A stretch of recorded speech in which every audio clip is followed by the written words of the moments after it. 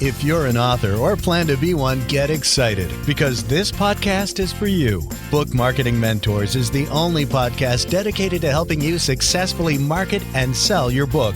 If you're ready for empowering conversations with successful marketing mavens, then grab a coffee or tea and listen in to your host, international best-selling author Susan Friedman.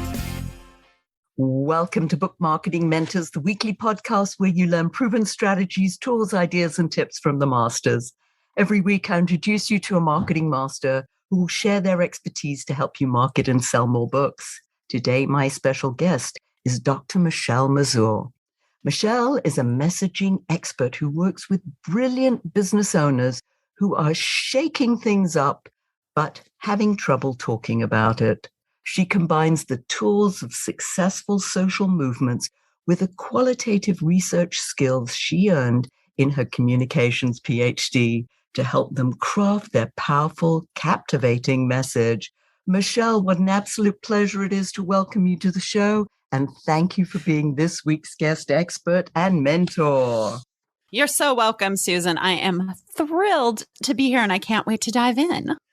And I can't wait for you to dive in too, because I know that you are an advocate of a message that communicates the value that your business creates. Let's go down that avenue because it is so, so exciting for me. And I hope for our listeners too.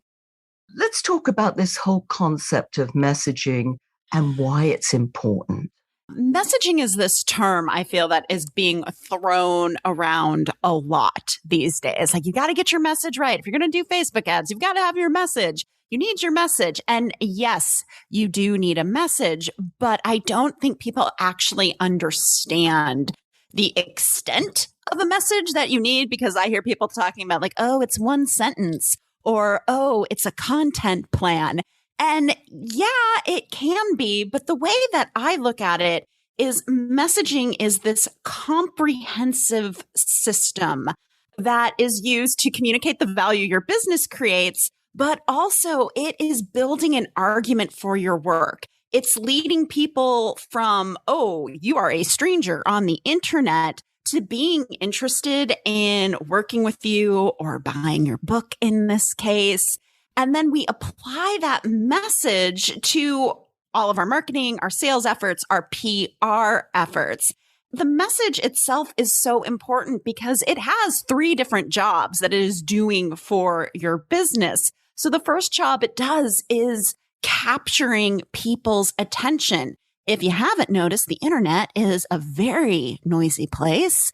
Amazon, where books are sold, is a very noisy place. So you have to have a short, captivating message that makes people curious and stands out. So the first job of your message is to really grab people's attention. Then the second job, like, you have their attention, what do you do with it? Well, you create conversation. So this is where you really get to lead people. You get to lead people in deciding if they have the problem that you solve. You get to lead people to the solution, to your book or to your services or to whatever it is that you do. And then the final job of your message is to really cultivate connection. And that is that emotional connection, that know, like, and trust factor that we always talk about. But what stories are we telling so that people feel connected to us? So people feel like we actually understand them and that communicate our own credibility, and also talk to like the results our clients get, but not in like a real sleazy, like, my clients make all this money, but really telling the genuine story behind a client that you have worked with. So that is why messaging is so important, because it does these jobs and then you use it in your marketing, your copy, your sales. So if you don't know what to say, it's really hard to be effective marketing your business. I think the word consistency comes in very, very much here, because unless you communicate that message consistently, people aren't going to remember or recognize you, and that cultivating connection and having the conversation. I mean, there's so much. This is so rich. I know that something that you are famous for and your book is all about, the 3-word rebellion. I want to talk more about that. You talked about this system, which is great. And I know you're going to give us some super examples. I want to get to this 3-word rebellion. Yes. I mean, that's so juicy. So take it away. Yeah. So a 3-word rebellion is a message that encapsulates the change that you want to create. It is a way to position yourself in your industry in a way that really stands out, because a 3-word rebellion is a message that becomes synonymous with your name. So think start with why. You think of Simon Sinek or 5-second rule. You think of Mel Robbins, right? Like these entrepreneurs, authors, speakers have been very good at encapsulating the change they want to create with their audience, but then creating this incredibly sticky message that gets people's attention. What I realized when I was creating this framework was that what helped me kind of create the framework was that I realized that these entrepreneurs that were very successful and social movements were doing the same thing. They each had a message of change, whether it was Black Lives Matter or Me Too. I mean, it didn't matter. They had an anchor message that all the other messaging was built around. That is why a 3-word rebellion is so important in your marketing, because it is that message that you want to be known for, but then you build all the other messages in your business around it. So there is this cohesion, but also something for your audience to kind of hang on to and be like, oh yeah, like she's the 3-word rebellion, or this is start with why, or the 4-hour work week, right? All of these famous 3-word rebellions. That is why it's so powerful, because it helps you create a cohesive brand message, but also like stakes your claim in your industry and positions you as the only person who can do what you do. This obviously begs the question, how do you do it? Which I know you want people to ask you. I'm doing that because, yes, it sounds wonderful. How would I even go about doing it for myself? Or how would our listeners go about doing it for themselves? Yes. And, obviously I wrote a whole book about this. But Oh, and I just bought it and I can't wait to get into it. So you're giving me the appetizer. Yeah. The first thing that's really important to do is that you have all of these ideas in your head. And when we think about our business, we usually stay up in our heads. Like we're trying to figure out what to say, and it's all in our brain. So the book encourages you, and the process encourages you to use free writing, to dump your ideas out onto paper so that you can actually have some objectivity, so you can actually see what it is you're dealing with. And so the way that I get the readers of the book, my clients, to free write is I have a couple of prompts. And the book, I believe there are 6 prompts in total, but let me give you 2 to start with. And one of them is, what are you rebelling against, right? So thinking about the things in your industry that kind of tick you off, that make you roll your eyes, or if you see it, you're just like, oh, I wish people would just stop saying that. Documenting all of those things, because if you are going to create change, you need to have the foil. You need to know, what is it that you're against? And then the second question you want to do some free writing about is, what change do you want to create? And this is where you can just let yourself get dreamy. You don't have to worry about the how, because I know as business owners, we get stuck in the how. Like, well, if I say this, how am I going to do that? That doesn't matter here. But you really get to dream what kind of world you want to live in and empty all of those ideas out on paper, because that way you can see it and then start excavating that message, basically. That's sort of like that big idea, because I think we just get bombarded with our own thoughts, and clearing those ideas, then what do we really want? I think that's at the end of the day, what do we want to create? Is there a movement, an idea? Is this a how-to book? Is this a how-to message? Yes, I love that idea of free writing. And, we've got authors on this listening Yes. here. So free writing, hey, let's do it. It's so helpful because I firmly believe that your 3-word rebellion already exists. It's been in something that you've been saying forever now. It's just buried. It's buried in like a mess of other words and other ideas. I mean, I have found 3-word rebellions in all kinds of strange places when I work with people, like the footer of their website or in a throwaway line that they said in a video. So it's there. We just kind of have to pull it out and then kind of polish it up so that it's curiosity provoking. Yeah. What's coming to mind for me is that for years I've been using author to authority, going from unknown author to expert authority. Mm-hmm. Doesn't necessarily speak to my audience. They want to sell more books. So I'm thinking, are my 3 words sell more books? Probably not, because it can't be unique to you. Okay. Hey, that's I good. mean, and it's like, to what end? Like, what do they really want from selling more books would be a more interesting place to explore your 3-word rebellion, right? Because selling more books, almost anyone who's doing book marketing, that's what they're going to say they're going to help you with, right? But how can you create your own 3-word rebellion message or a start with why message around that really positions your unique way of doing it and also thinks to the bigger picture? Because it's like, yeah, it's great to sell books, but who cares? Like, what's the point of that? Yeah, I don't know if you know Rory Vaden. Yes. He and AJ, his wife, they talk about one word, the one word that you want to be known for. And I was thinking, what's my one word? For me, the word is value, because I know that everything that I do, I want to bring value to my listeners, to my clients. It's all about value. It's coming from that standpoint that I'm like, okay, well, let me play with that.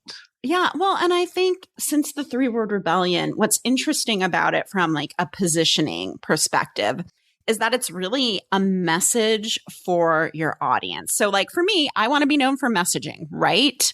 But what is it that I'm giving to my audience to spread? Because there's a lot of messaging people out there.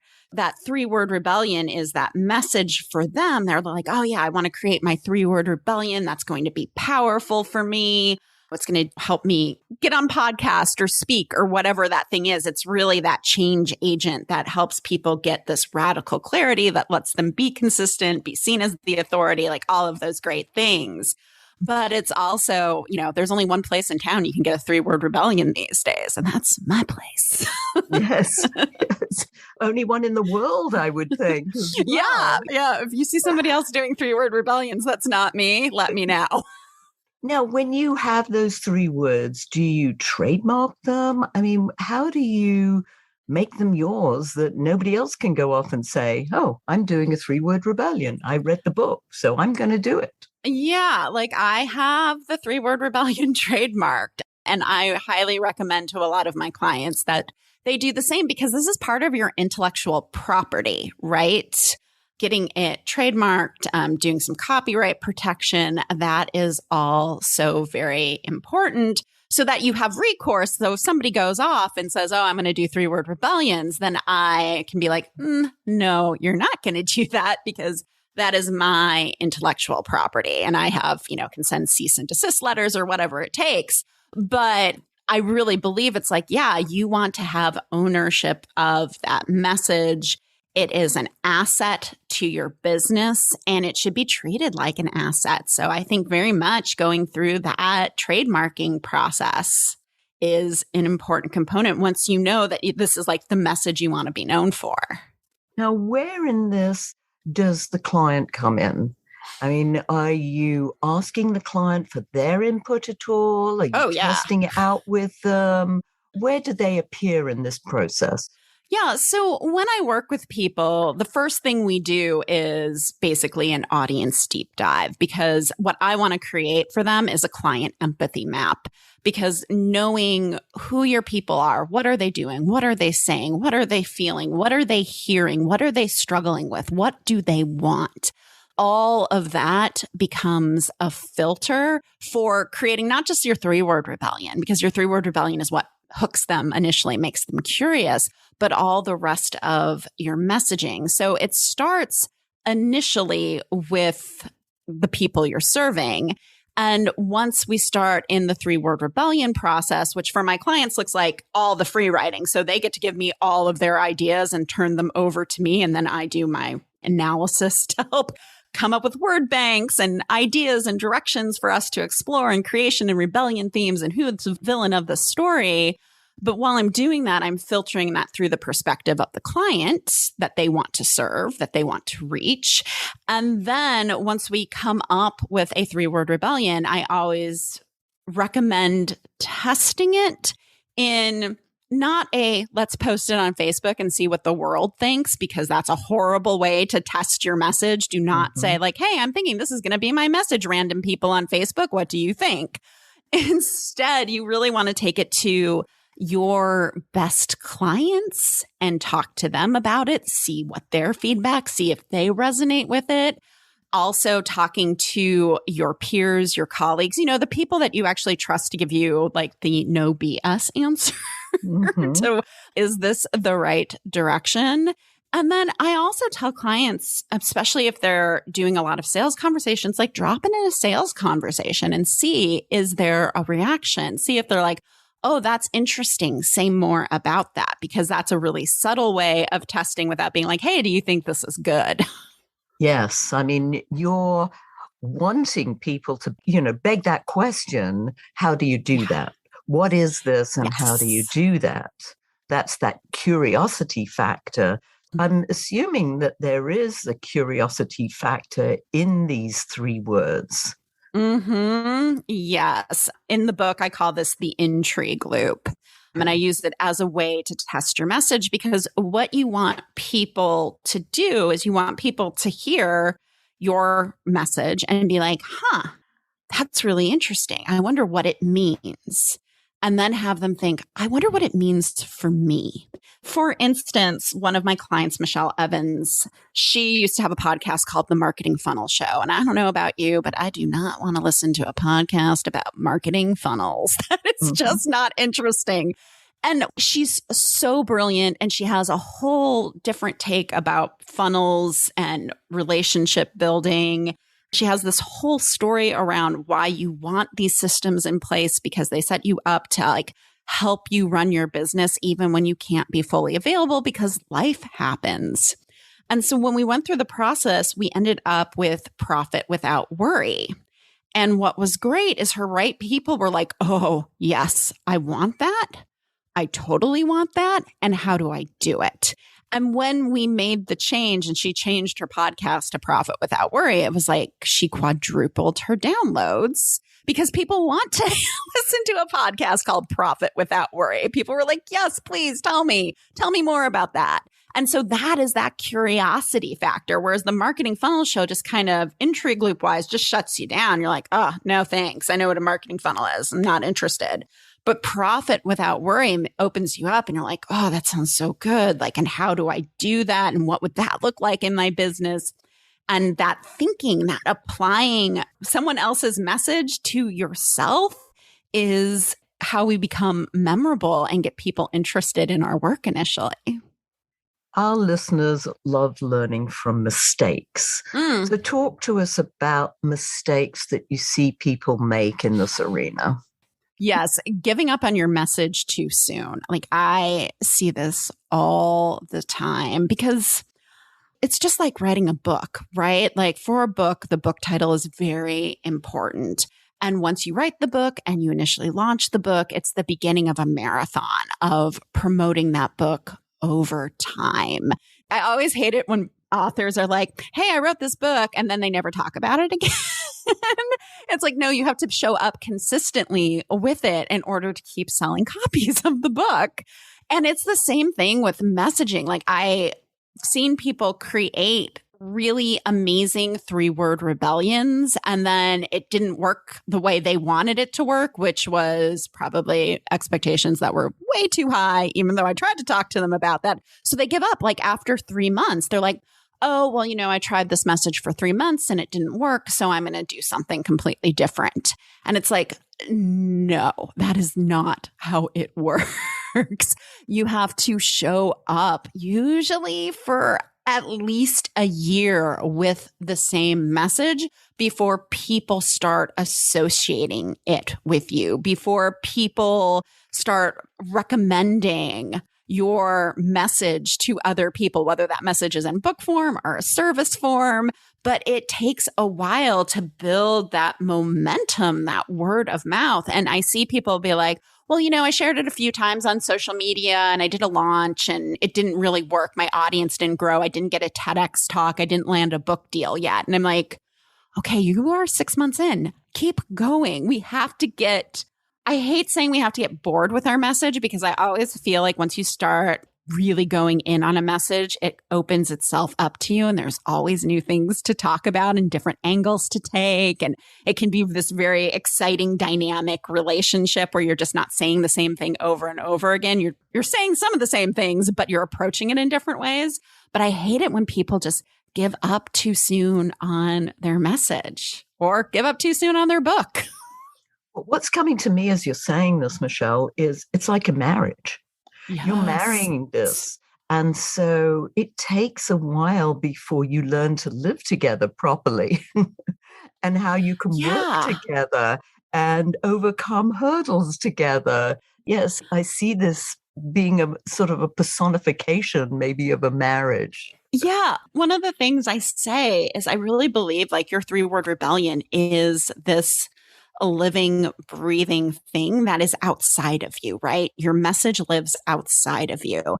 And yes, at first you are the advocate for it. Like you're the leader, you're flying your flag for this message. But after a while, it starts taking on its own life. So maybe it's more like a child, right?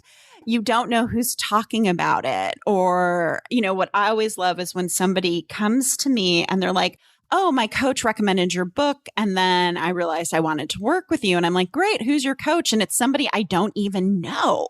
That is the 3-word rebellion, just like out in the world doing things that I am not even aware of. And I think that's what we want. And that takes time to cultivate. And we have to champion it at first in order to get there.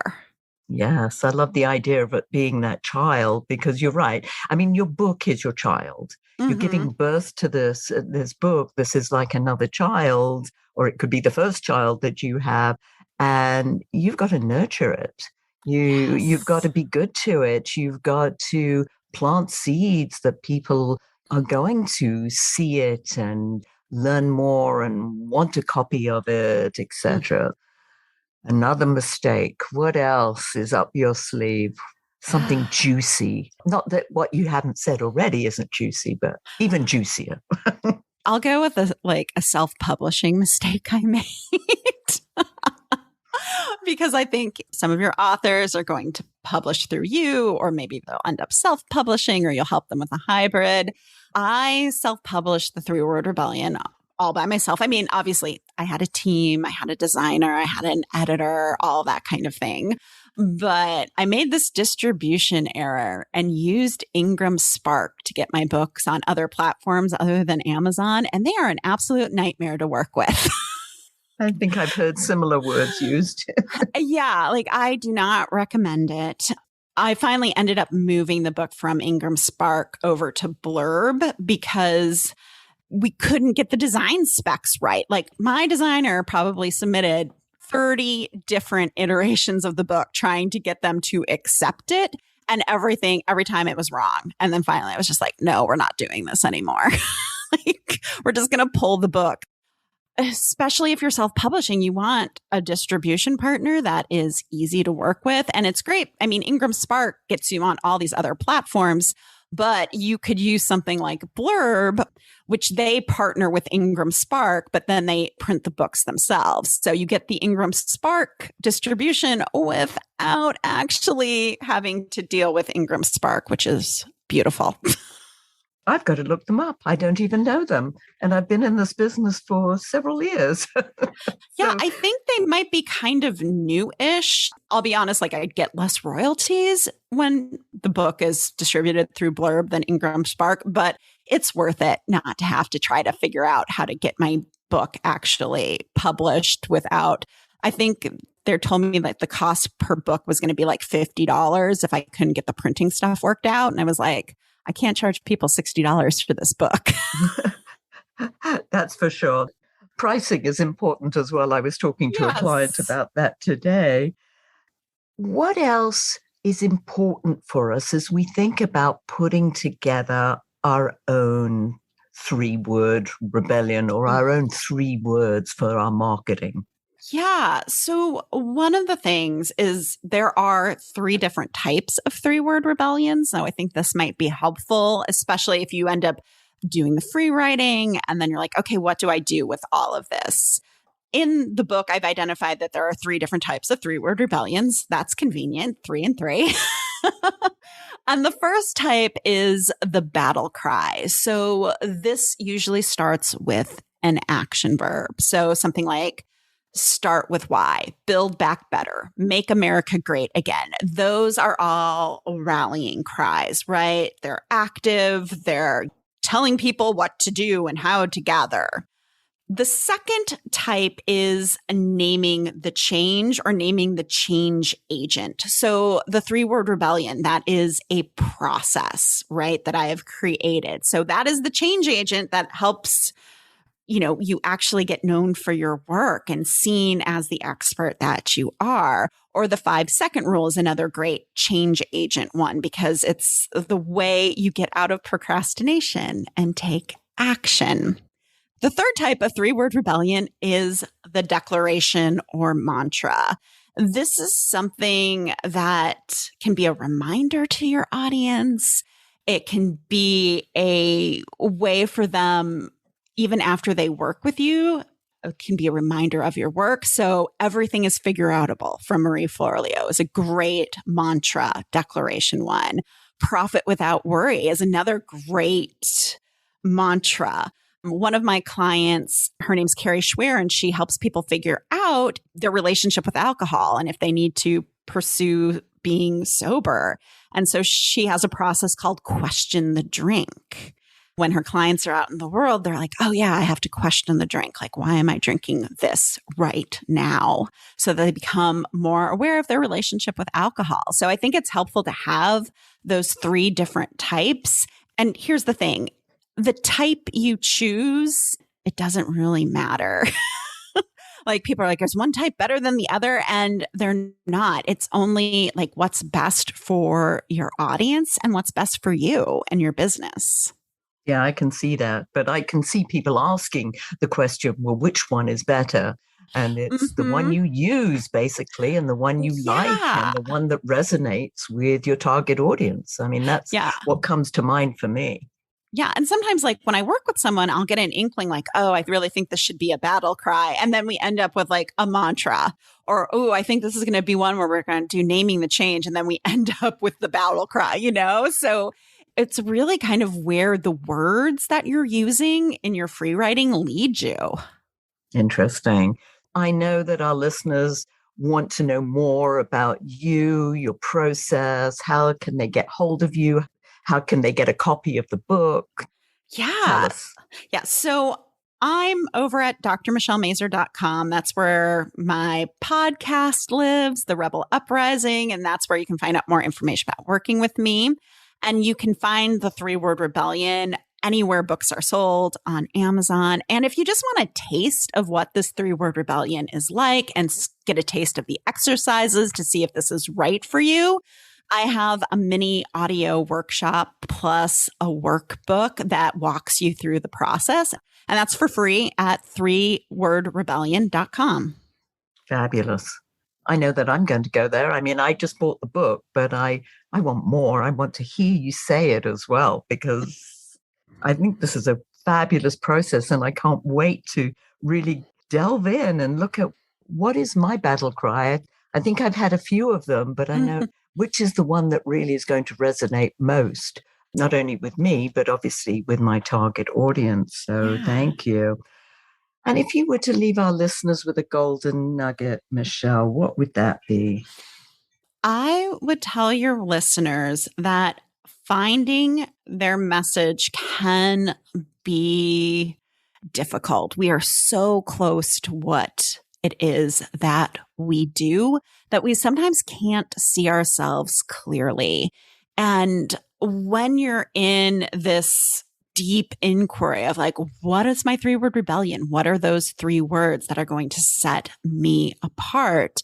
It's going to take some trial and error. You might get frustrated. You might try something that doesn't work for your audience, or you realize doesn't really work for you and how you talk about your business. And that's all right. The key is to keep going. I mean, I know I had a starter 3-word rebellion before I even had the concept of a 3-word rebellion. That is natural. So keep going, keep looking for it, because once you find it, it makes everything in your business easier. You know how to talk about what it is you do in a compelling way that makes people want to know more. That's really what marketing is all about, is knowing that what to say, and then you just have to put it out in the world. Fabulous. I love it. This is great wisdom. Listeners, I know you're going to want to listen to this again and again. I know I'm going to, just to really hear the golden nuggets throughout this whole interview. So, Michelle, thank you so much for sharing your wisdom. And thank you all for taking time out of your precious day to listen to this interview. And I sincerely hope that it sparked some ideas you can use to sell more books. Here's wishing you much book and author marketing success. The time is now to take action and finally build your book-selling empire. And the great news is that Susan is here to help you. Visit bookmarketingmentors.com and sign up for a free 15-minute book marketing strategy session with Susan. She'll help you discover your first steps to marketing and selling your book. Only those who take action are rewarded, so visit bookmarketingmentors.com, and we'll see you again next week.